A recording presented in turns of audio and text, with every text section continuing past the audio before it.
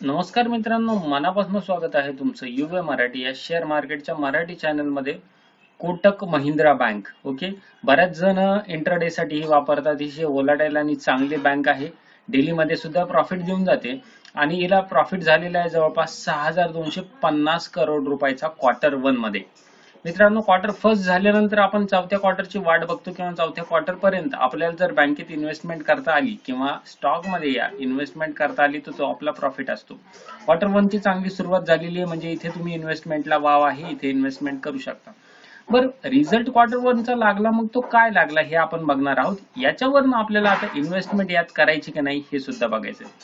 कोटक महिंद्राचा जो प्रॉफिट आहे, profit after tax, tax वगैरे सगळं देऊन सुद्धा जवळपास 81% वाढलेला आहे इयर टू इयर वर. इयर टू इयर म्हणजे काय की मागच्या वर्षीचा क्वार्टर वन मध्ये काय रिझल्ट होता ओके, त्याच्यापेक्षा 81% वाढलेला आहे.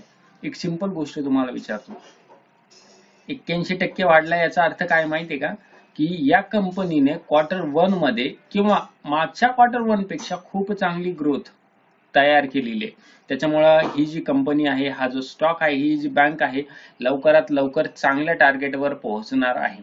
आणि 6250 करोड हा हिचा Q1 चा प्रॉफिट आहे फायनान्शियल इयर 24 साठी. त्याच्यानंतर बँकेचं एक एस्टिमेशन निघालं होतं काय की 81% प्रॉफिट होणार नाही, झालं तर झालं 30-40% पर्यंत होऊ शकतो. परंतु बँकेने ते सर्वच रेकॉर्ड मोडीत काढले आणि 81%चा प्रॉफिट घेतलेला आहे. सोबतच नेट इंटरेस्ट इन्कम NII, आता ज्यांना माहिती नसेल नेट इंटरेस्ट इन्कम काय आहे त्यांच्यासाठी सांगू इच्छितो की तुम्ही बँकेत पैसे ठेवता ओके, तुमच्याकडे असल्यावर आणि बँक त्या पैशाला लोनवर देते ओके. आता ते लोन ते 12-13% देतं आणि तुम्हाला जे इंटरेस्ट मिळतो तो 5-6% भेटतो, बरोबर.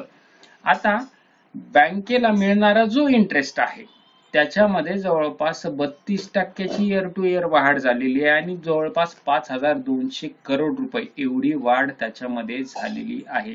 तुम्ही समजू शकता एवढी मोठी जर वाढ झाली असेल तर बँक चांगलं नक्कीच काहीतरी करते ओके. मित्रांनो, आपल्या चॅनलचं नाव आहे युवा मराठी. इथपर्यंतची माहिती तुम्हाला चांगली वाटली असेल, समजली असेल तर चॅनलला सबस्क्राईब करा, मित्रांसोबत शेअर करा. अजून एक गोष्ट, हा शेअर आपल्याला घ्यायचा की नाही हा तुम्हाला प्रश्न पडला असेल तर त्याचं उत्तर पण याच व्हिडिओत देण्यात येणार आहे, त्यामुळे व्हिडिओ पूर्ण बघा. अजून एक महत्वाची गोष्ट की नेट NPA जो आहे बँकेचा तो 41% वरून 62% आलेला आहे क्वार्टर वन मध्ये. आता NPA नॉन परफॉर्मिंग असेस्ट असते, म्हणजे असे अकाउंट किंवा कर्ज घेणारे लोक जे तुम्हाला कर्ज वापस करत नाहीये लवकर किंवा इतर कारणामुळे पैसे देत नाहीये, मग याच्यात तर वाढ झालेली दिसती. परंतु नेट NPA इम्प्रूव्ह झाला म्हणजे काय की बँकाचा जो अयशस्वी कर्जाचा हिस्सा होता ना तो कमी झालेला आहे. तो कमी झालाय म्हणजे काय झालेलं आहे, ते 41%वरनं 62%वर ओके. आधी तो जास्त होता, किती 0.41% होता, आता 0.62 झालेला आहे. म्हणजे अयशस्वी कर्ज काय आहे ते कमी झालेलं आहे. त्याच्यामुळे काय झालंय, बँकेकडे जास्त पैसे येतात आणि बँकेची परिस्थिती सुधारते. मित्रांनो, तुम्ही जर एखाद्या कंपनीचं जर अनालिसिस करत असाल ना तर कंपनीच्या अनालिसिस साठी हे सर्व सोपं असतं. का बरं, कारण की यामध्ये काय असतं, कंपनीच्या अनालिसिस मध्ये सेल्स आणि sales rate, year to year growth, profit, production okay. परंतु बँकेच्या बाबतीत तसं होत नाही, फायनान्शियल इन्स्टिट्यूटच्या बाबतीत तसं होत नाही. हे सगळे वेगळे फॅक्टर त्याच्यामध्ये इन्व्हॉल्ड असतात. त्याच्यामुळे तुम्हाला कुठल्याही बँकेचा जर अभ्यास करायचा असेल फंडामेंटल साठी तर गरजेचं आहे की हा व्हिडिओ पूर्ण बघा आणि तसाच इथे जसे पॅरामीटर लावलेले आहेत तेच पॅरामीटर तिकडे पण लावा.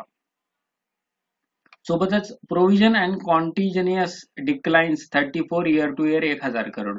आता प्रोव्हिजन अँड कॉन्टिजिनियस, प्रोव्हिजन म्हणजे काय, एखाद्याने जर समजा घराचं होम लोन घेतलं आणि होम लोन दिलंच नाही, अशा वेळेस बँक घाट्यात जाते. मग त्याला मॅनेज करण्यासाठी काही पैसे ठेवत असते किंवा विवादित मालमत्ता असतात, त्याला मॅनेज करण्यासाठी बँक स्वतःकडे काहीतरी पैसे ठेवत असते आणि संभाव्य नुकसानासाठी ठेवलेले पैसे बँकेने कमी केलेले, किती टक्क्यांनी केलेले, 34% केलेला आहे. म्हणजे याचा अर्थ काय, बँकेला माहिती आहे आता की या संभाव्य या गोष्टीमध्ये, या लोन मध्ये आता संभाव्य धोका संपलेला आहे. त्याच्यामुळे कंपनीची आर्थिक परिस्थिती सुधारत आहे. सोबतच बँकेकडे आवश्यक भांडवलाची जी स्थिती आहे ना ती चांगली आहे. म्हणजे कंपनीकडे भरपूर पैसे सध्या बँकेकडे आणि याच्यामुळे ती नवीन नवीन योजना आणू शकते. आणखी महत्वाची गोष्ट की कोटक महिंद्राच्या बँकेत जे ठेव असता म्हणजे तुम्ही काय डिपॉझिट मध्ये 17% वाढ झालेली, ती जवळपास 4.06 लाख कोटीवर आहे. हे 4.06 लाख हे पहिले नंतर कोटी आहे बरं का. आणि याच्यामुळे बँकेच्या स्थिरतेत म्हणजे आता स्टेबल झाली बँक आणि कर्ज देण्याच्या क्षमतेत सुधारणा झालेली आहे. बँकच्या नफ्यात पण वाढ झालेली आहे. बँक इतर क्षेत्रात सुद्धा चांगली प्रगती करू शकते.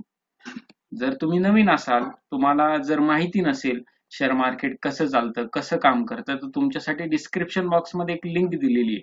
त्याच्यामध्ये एक पुस्तक आहे. पुस्तक पूर्ण मराठीत, बोलीभाषेत आणि अतिशय सहज आणि सोप्या पद्धतीने शेअर मार्केट कसं चालतं, पॅटर्न्स काय असतात किंवा इतर गोष्टी ज्या तुम्हाला पाहिजे त्या एकदा त्या लिंकवर क्लिक करा.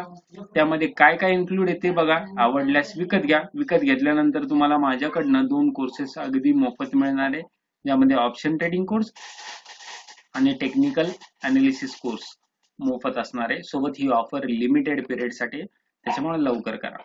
जर तुमचं डीमॅट अकाउंट नाही तर त्याच्यासाठी पण डीमॅट अकाउंट ओपन करा फ्री मध्ये आणि कोर्सेस माझ्याकडनं मोफत मिळवा. व्हिडिओ आवडला असल्यास नक्की लाईक करा, मित्रासोबत शेअर करा. धन्यवाद.